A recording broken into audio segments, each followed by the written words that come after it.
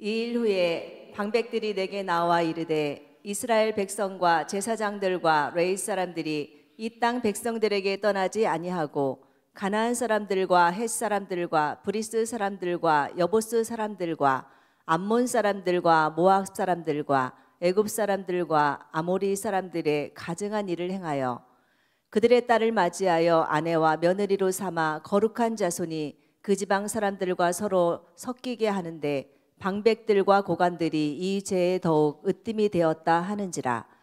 내가 이 일을 듣고 속옷과 겉옷을 찢고 머리털과 수염을 뜯으며 기가 막혀 앉으니 이에 이스라엘의 하나님의 말씀으로 말미암아 떠는 자가 사로잡혔던 이 사람들의 죄 때문에 다 내게로 모여오더라. 내가 저녁 제사 드릴 때까지 기가 막혀 앉았더니 저녁 제사를 드릴 때 내가 근심 중에 일어나서 속옷과 겉옷을 찢은 채 무릎을 꿇고 나의 하나님 여호와를 향하여 손을 들고 말하기를 나의 하나님이여 내가 부끄럽고 낯이 뜨거워서 감히 나의 하나님을 향하여 얼굴을 들지 못하오니 이는 우리의 죄악이 많아 정수리에 넘치고 우리 허물이 커서 하늘에 미침이니이다. 아멘. 아멘. 섰으나 넘어질까 조심하십시오. 섰으나 넘어질까 조심하십시오 라는 말씀의 제목으로 함께 은혜를 나누겠습니다. 기원전 12세기에 발생한 트로이 전쟁은 그리스 연합군과 현재의 트르키예 지역에 존재했던 고대 도시 트로이 사이에서 10년 동안 펼쳐졌던 전쟁을 일컫습니다. 당대에 이 그리스 전쟁 영웅들이 총동원되어서 이 그리스 연합 군대를 조직하고 이 트로이 성을 공격하였지만 트로이 성이 워낙 견고하고 수비대가 강하여서 도저히 이 트로이 성을 함락시킬 수가 없었습니다. 그러하니까 이 10년 동안이나 전쟁이 지속되었던 거예요. 바로 이러한 때에 이 그리스 연합군이 이제 너무나 긴 시간 동안 피로감이 겹쳐지고 이 전쟁의 끝이 안 날 것 같으니까 아이디어를 하나 내게 되는데 그것이 바로 우리가 알고 있는 트로이의 목마, 이 대형 목마를 제작하게 됩니다. 이 대형 목마 안에 그리스의 병사들을 여럿 숨겨둔 거예요. 그리고 트로이 성에 가까운 것 해안가에 세워두고 이 그리스군은 거짓 철수를 하게 됩니다. 이 모든 장면을 트로이 사람들이 보게 된 거죠. 어느 날 갑자기 목마가 해변가에 세워져 있고 이 그리스 군대가 철수하는 장면을 목격한 이 트로이 사람들은 드디어 우리가 전쟁에 승리했다.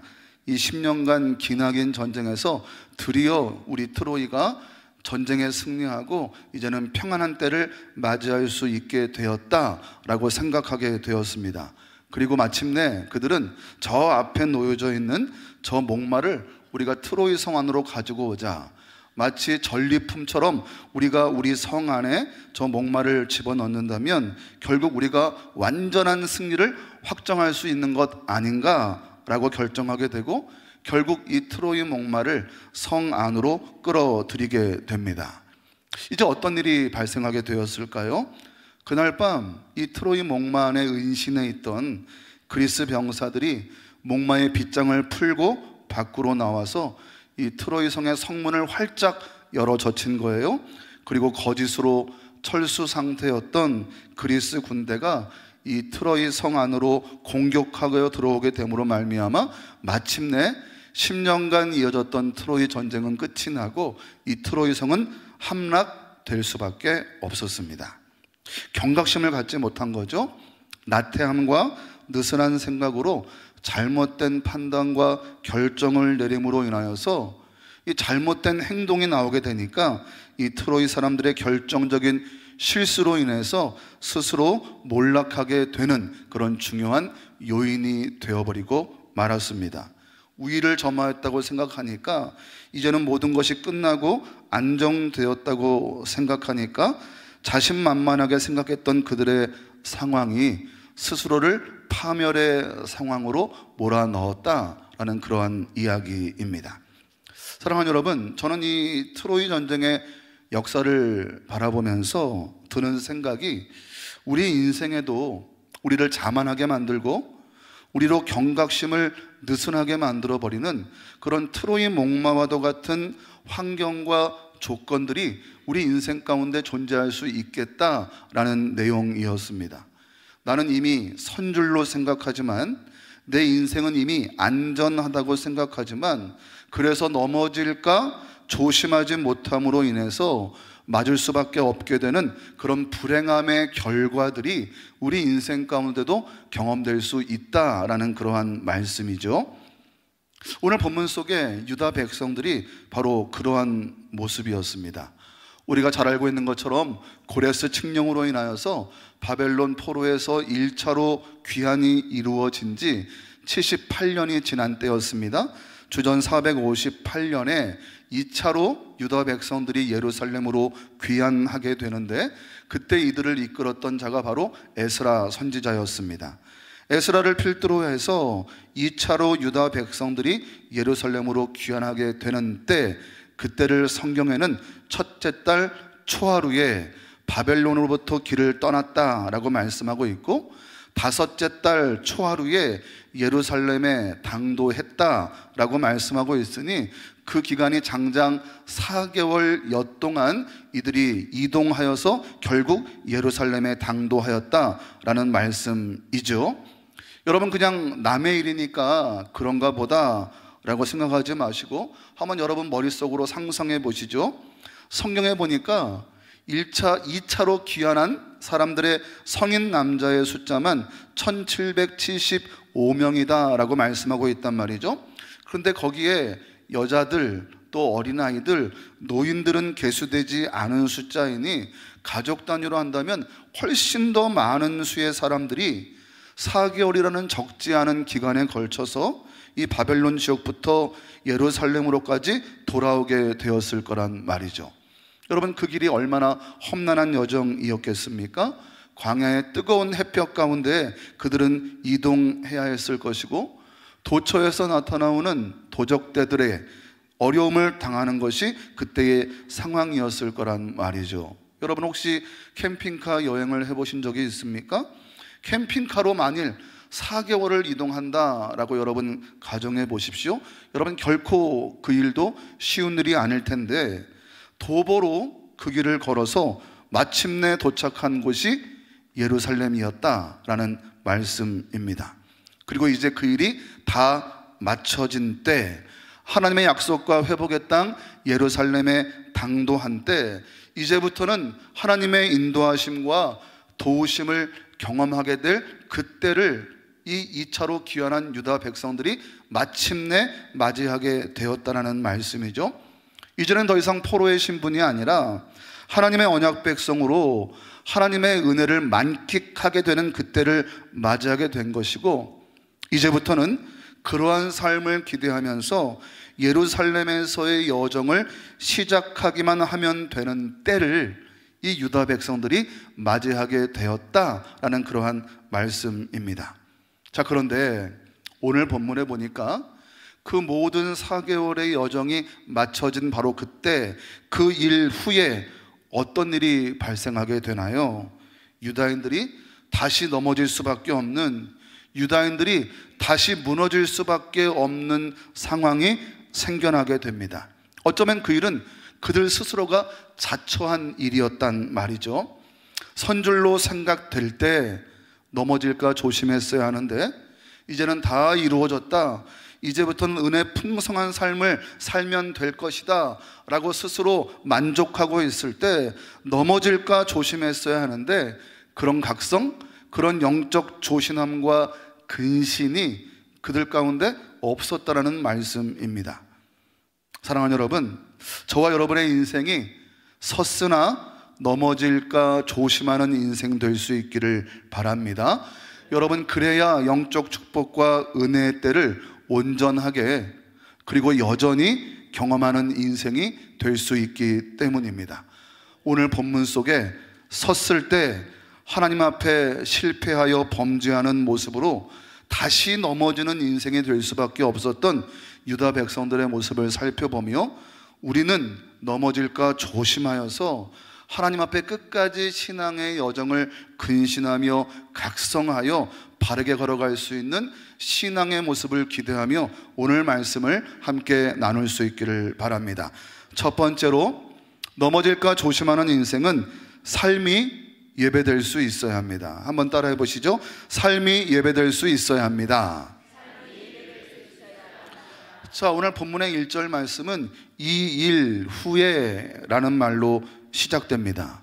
이 일은 앞서 말씀드린 것처럼 유다인들의 예루살렘 2차 귀환을 말합니다.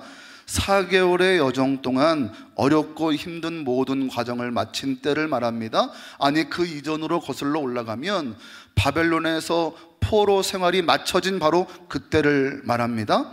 그리고 귀환한 이후에 유다 공동체 안에서 벌어지고 있는 일에 대해서 소개하기 시작하는 것이 오늘 본문의 내용이라는 것입니다. 자, 이제 유다 공동체 안에 도대체 어떤 일이 벌어지고 있을까요? 결론적으로 유다 공동체 안에 벌어진 문제는 이방인들과의 통혼의 문제였습니다. 유다인들이 이방인들과 결혼하는 일들이 발생하고 있었다는 말씀이죠. 그런데 이런 일들이 유다 공동체 가운데 아무렇지도 않게 벌어지고 있는 이 상황에 대해서 염려하던 자들이 있었어요. 그 일을 걱정스럽게 바라보던 자들이 있었습니다. 그 사람들을 방백이라고 표현하고 있는데 우리 식대로 말하면 관리들이에요. 몇 명의 관리들이 지금 유다 공동체 안에 벌어지고 있는 이 통혼의 문제에 대해서 에스라 선지자에게 고발하게 된 거죠.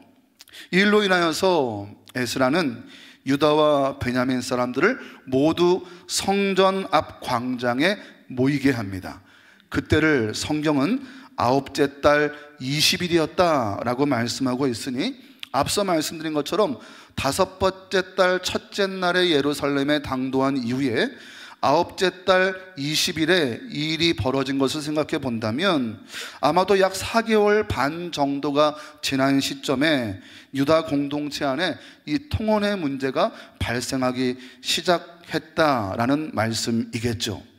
여러분, 불과 4개월 반 된 시점에 벌써 유다 공동체의 영적 나태함이 드러나고 영적 아둔함이 시작되었다는 말씀입니다.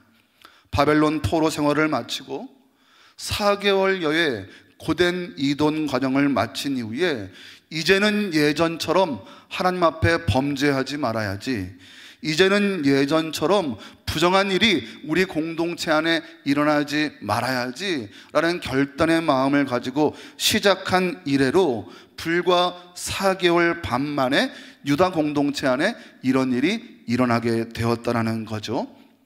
귀한 이후에 이제 우리 유다 민족은 섰다라고 생각한 그들의 영적 상태가 다시 무너지고 다시 넘어지고 있었다는 말씀입니다. 이 말씀을 보는 가운데 한 가지 드는 의문점이 있었습니다. 그렇다면 유다 백성들이 이 지경이 되도록 4개월 반 동안 이 유다 백성들을 대표하여 이끌었던 에스라는 도대체 무엇을 하고 있었을까? 이 유다 공동체가 영적으로 아둔하여져서 이렇게 무너져가는 4개월 반 동안 에스라 선지자는 가만히 바라만 보고 있었단 말인가? 여러분, 예루살렘에 도착한 이후로 4개월 반 동안 에스라가 한 일이 있었습니다. 그 일은 무엇이냐면 백성들에게 율법을 가르치는 일이었어요. 우리 식대로 표현하면 하나님 말씀을 선포하고 전하는 일을 에스라가 하고 있었다는 말씀입니다. 여러분 잘 알고 계시는 것처럼 에스라는 학사입니다. 하나님께서 주신 모세의 율법에 익숙한 학자였다라고 성경은 소개하고 있죠. 그러니까 에스라는 말씀으로 귀한 공동체가 잘 세워져 갈 수 있도록 율법을 읽고 율법을 가르치는 일에 열심을 다하고 있었다는 말씀이죠. 여러분, 제 말이 아니라 성경이 그렇게 소개합니다. 느헤미야 8장에 보면 에스라가 자신의 사역을 회고하는 장면이 등장합니다. 그때 느헤미야 8장 2절 이후의 말씀은 이렇게 말씀합니다. 7째 달 초하루에 에스라가 수문 앞 광장에 모인 백성들 앞에서 율법책을 읽고 가르쳤다라고 말씀하고 있고, 백성들은 그 에스라가 전하는 말씀을 듣고 다 울었다라고 말씀합니다. 뿐만 아니라 절기를 지켜야 합니다, 초막절을 지켜야 합니다 라는 에스라의 설교에 유다 백성들은 그 말씀에 따라 규례대로 절기를 지킨 일에 대해서도 느헤미야 8장은 우리에게 소개합니다. 그러니까 에스라는 예루살렘에 귀환한 때로부터 4개월 20일이 지난 이 시점까지 부지런히 백성들 앞에 말씀을 읽고 가르치는 일에 최선을 다하고 있었다라는 말씀이겠죠. 또 실제로 에스라가 전한 말에 예루살렘 사람들이 그 말씀을 듣고 울기도 하고 결심하기도 하고, 그리고 절기를 지키면서 예배하는 일에 모두가 마음을 모은 일도 그들 가운데 일어나고 있다는 말씀이죠. 문제는 무엇이었습니까?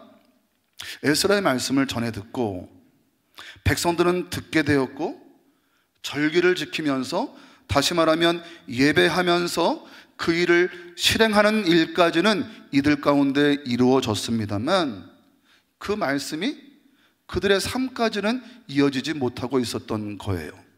말씀을 듣고 마음이 감동되어서 은혜 받았습니다 하고 눈물을 흘렸고, 말씀을 듣고 예배하는 일에 함께 마음을 모으고 있었지만 삶의 현장에 돌아가서는 부정한 일을 범하고 있었던 것이 유다 공동체의 모습이었다는 말씀입니다. 예루살렘 귀환 공동체가 종교 생활에는 열심을 가진 자들이었지만 신앙 생활에는 열심을 다하지 못한 자들의 모습이었다는 거죠.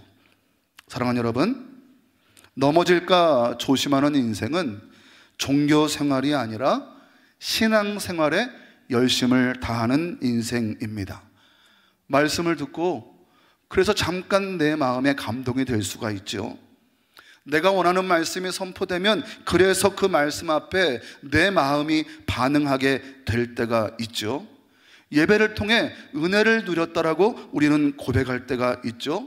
하지만 우리의 신앙의 여정은 그때가 마침표가 아니라 말씀을 듣고 말씀에 감동된 우리의 모습이 이제는 세상 가운데서 말씀을 살아내고 말씀을 실현해내는 삶의 예배, 신앙의 생활이 이어져 가야 한다는 말씀입니다.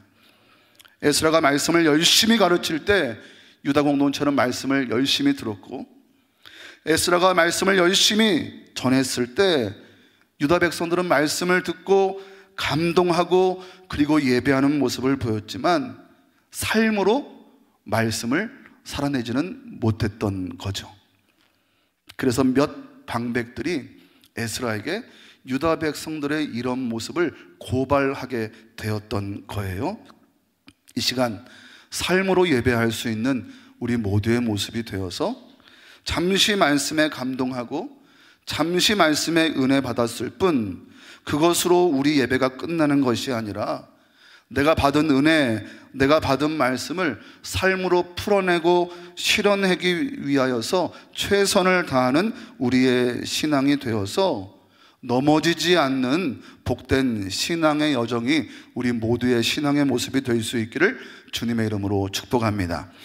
두 번째로 넘어질까 조심하는 인생은 가증한 인생이 되지 말아야 합니다. 한번 따라해 보시죠. 가증한 인생이 되지 말아야 합니다. 본문 1절 말씀인데요, 우리 1절 말씀을 함께 읽습니다. 시작. 이 일 후에 방백들이 내게 나와 이르되 이스라엘 백성과 제사장들과 레위 사람들이 이 땅 백성들에게서 떠나지 아니하고 가나안 사람들과 헷 사람들과 브리스 사람들과 여부스 사람들과 암몬 사람들과 모압 사람들과 애굽 사람들과 아모리 사람들의 가증한 일을 행하여. 이 귀환한 유다 공동체에서 통원하는 모습을 앞서 말씀드린 대로 관리준 몇 사람이 안타깝게 여김으로 에스라 선지자에게 고발하게 됩니다. 성경에 보니까 이스라엘 백성들뿐만 아니라 제사장들과 레위인들까지 이 스스로 구별된 백성으로의 정체성을 다 버려버린 채 유다 사람들이 바벨론의 포로로 끌려간 그 사이에 그 땅을 차지하고 있던 여러 족속들과 가증한 일을 행하고 있었던 것이고, 떠나야 했지만 떠나지 못하고 있었던 것이고, 분별해야 했지만 분별하지 못하는 모습이 그들 가운데 이루어지고 있었다는 거죠. 본문 말씀에 가증하다라는 말은, 여러분 죄송합니다, 구역질 날 정도로 혐오스럽다라는 원어의 의미입니다. 구역질 날 정도로 혐오스러운 모습이 이 몇 사람이 관리들이 바라볼 때, 또 에스라 선지자가 바라볼 때 유다 백성들 가운데 나타나고 있었다는 거예요. 왜 구역질 날 정도로 혐오스러운 모습이었을까요?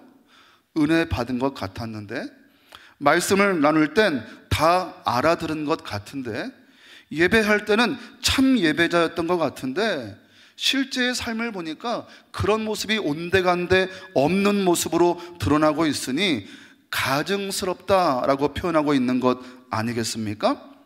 그렇다면 구체적으로 그들의 어떤 모습을 이 몇 사람의 관리들, 그리고 에스라가 가증스럽다라고 표현하고 있을까요? 성경 2절 말씀은 이렇게 말씀합니다. 우리 함께 읽습니다. 시작. 그들의 딸을 맞이하여 아내와 며느리로 삼아 거룩한 자손이 그 지방 사람들과 서로 섞이게 하는데 방백들과 고관들이 이 죄에 더욱 으뜸이 되었다 하는지라. 본문이 말씀하는 가증한 자들은 어떤 자들입니까? 거룩한 자손이 이방 사람들과 섞이게 하는 자들이었습니다. 떠나야 했는데, 구별됐어야 하는데 섞이는 그 일에 모두가 함께 동참하고 있었다는 거죠. 이방인들과 결혼한 거예요. 단순히 이방 민족과 혼인관계를 맺었다라는 정도의 개념이 아니라 그들과 부정한 연합을 이루게 되었다라는 그런 말씀 아니겠습니까? 거룩한 것을 부정한 것과 뒤섞으며 영적 경계선을 허무는 일에 그들 모두가 동참하고 있었다라는 그러한 말씀입니다. 마치 트로이의 목마와 같이 그 안에 숨어있던 부정한 것들이 물밀듯이 쏟아져 들어올 그 상황을 예상하지 못한 채 그 여지를 만들어서 제공하고 있던 자들의 모습이 바로 유다 백성들의 모습이었다는 거죠. 과거 역사를 돌아볼 때 하나님 앞에 부정하여서 죄를 범함으로 인하여서 바벨론 포로로까지 끌려간 자들이 여러분 유다 백성들 아닙니까?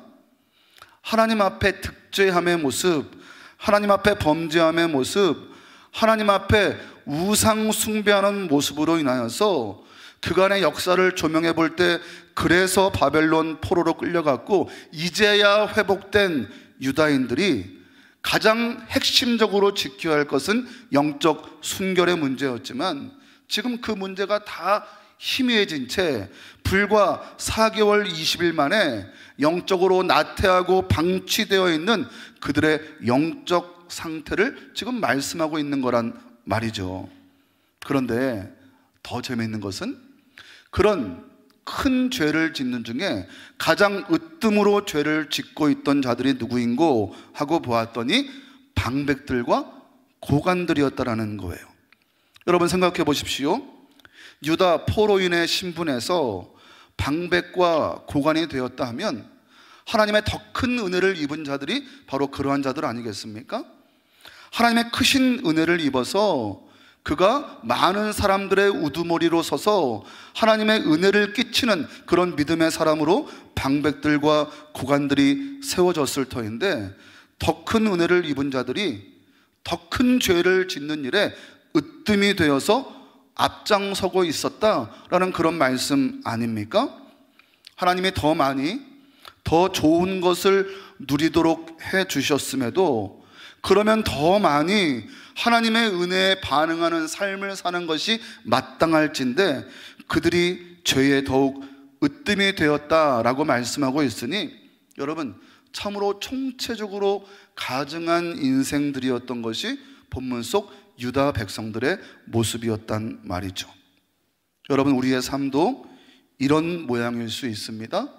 하나님의 그 큰 은혜를 덧입고도 하나님의 크신 은혜를 누리고 있음에도 섰음에도 넘어질까를 조심하는 인생이 아니라 그 선체로 나에게 주어진 모든 것을 즐기느라 하나님의 은혜를 망각하고 하나님의 말씀과 뜻 앞에 굴복하지 못한 채 죄를 짓는 일에 으뜸이 되는 우리의 모습일 수 있다라는 말씀입니다. 사랑하는 여러분, 하나님 앞에 가증한 우리의 신앙의 모습이 되지 않기를 바랍니다. 어렵고 곤고한 삶의 궤적 가운데서 하나님을 찾던 인생이 하나님의 은혜로 방백이 되었잖아요. 고관이 되었잖아요. 그런 힘과 능력을 가진 인생이 되었잖아요. 그럼에도 불구하고 하나님 앞에 죄의 으뜸이 되어서야 하겠습니까? 지난주 설교에 나눈 내용처럼 차라리 곤고함이 은혜일 수 있다라는 그런 영적 가설이 증명되어 버리는 우리 삶이 되지 말아야 한다라는 말씀입니다.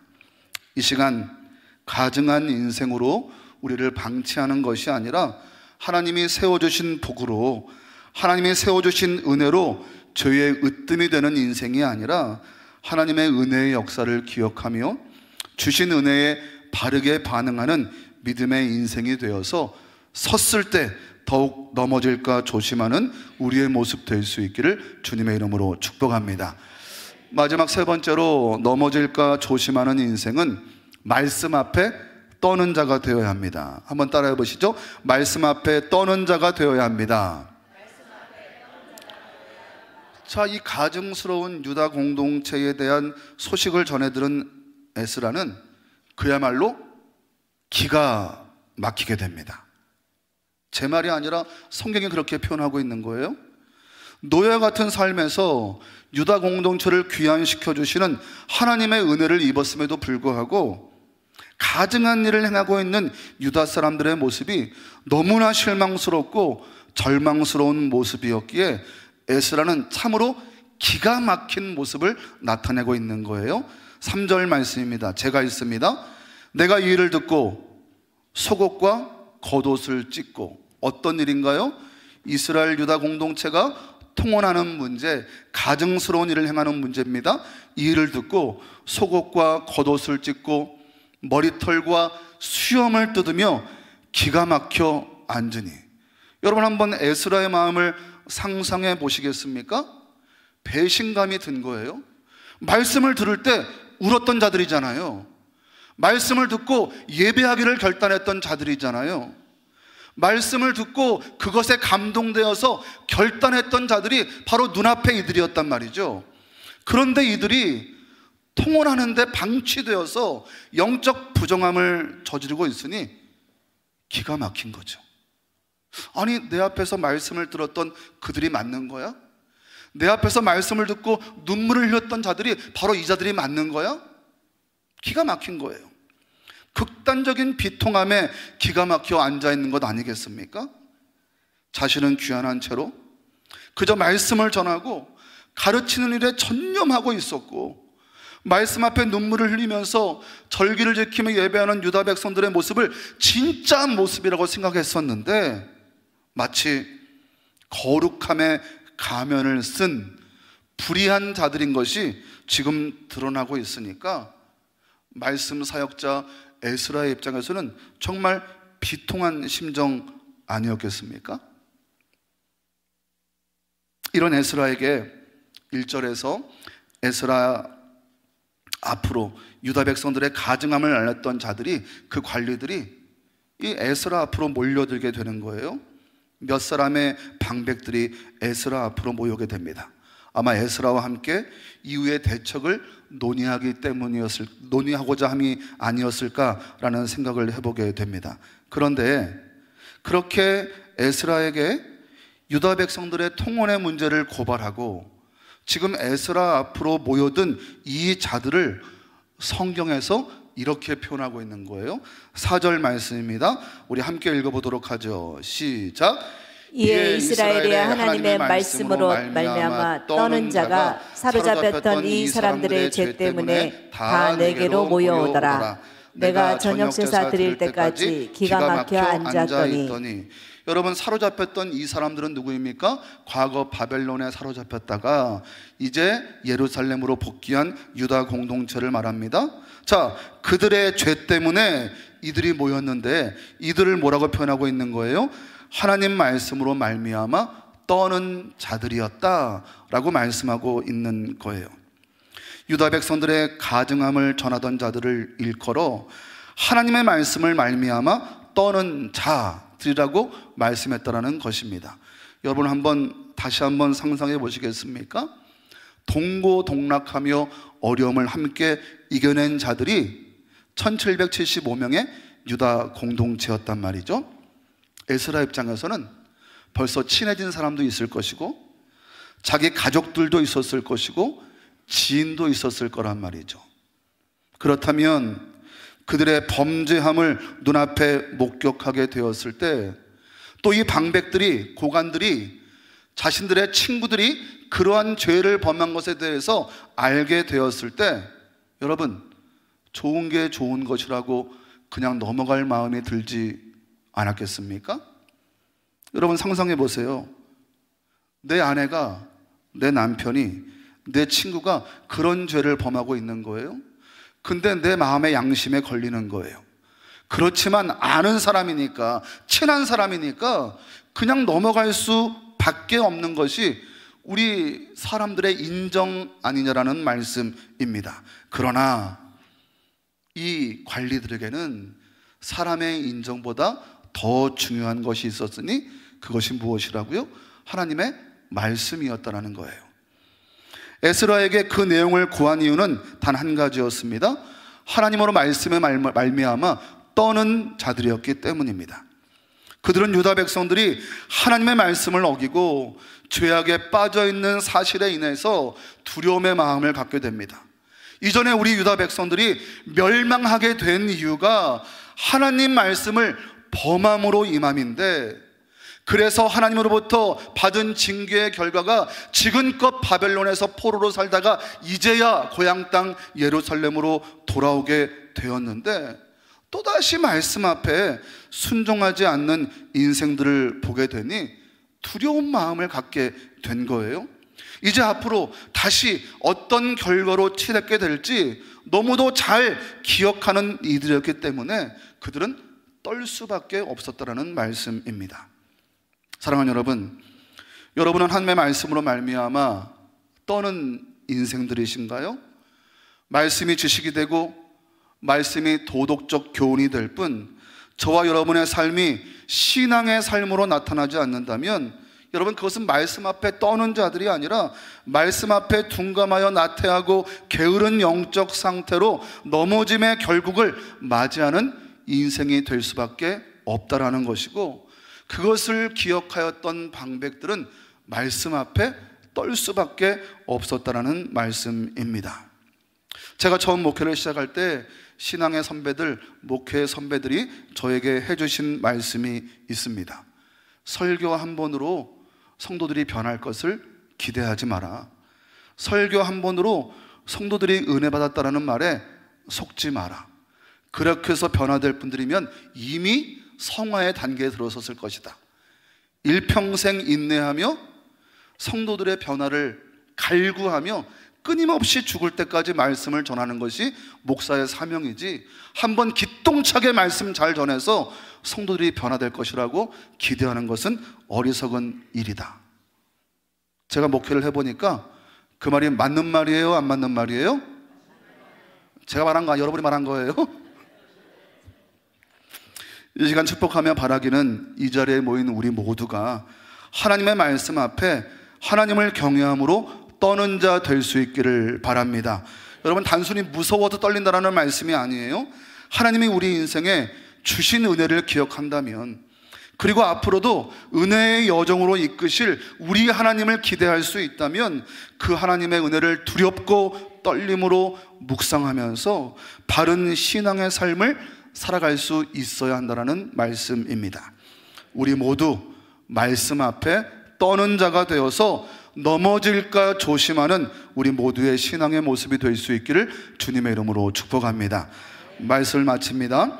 선줄로 생각되는 우리 인생이라면 모든 것이 하나님의 은혜 때문임을 기억하시기 바랍니다. 여러분, 은혜를 잊지 않는 삶이 되어야 합니다. 그래서 겸손한 마음으로 늘 넘어질까 각성하여 조심해야 하는 것입니다. 삶으로 예배하는 성도, 하나님 앞에 가증하지 않고 말씀 앞에 떨 수 있는 성도가 되어서 넘어질까 조심하는 우리 모두의 신앙 될 수 있기를 주님의 이름으로 간절히 축원드립니다. 기도하겠습니다. 사랑해 주님, 감사합니다. 모든 것이 하나님의 은혜 때문인데 그것을 망각하고 교만한 채 우리의 삶을 내 마음대로 주장하려고 하는 우리의 모습이 있다면 주님, 다시 한번 주 앞에 회개할 수 있도록 주님 인도하여 주시고, 말씀을 두려워하며 하나님 앞에 가증하지 않고 우리 삶 전체를 통하여 하나님께 예배하는 우리의 모습 되어서 늘 넘어질까 조심하여 영적으로 각성하고 깨어있는 우리 모두의 신앙 될 수 있도록 주님 축복하여 주시고 강권하여 주시옵소서. 감사드리며 예수님 이름으로 기도합니다. 아멘.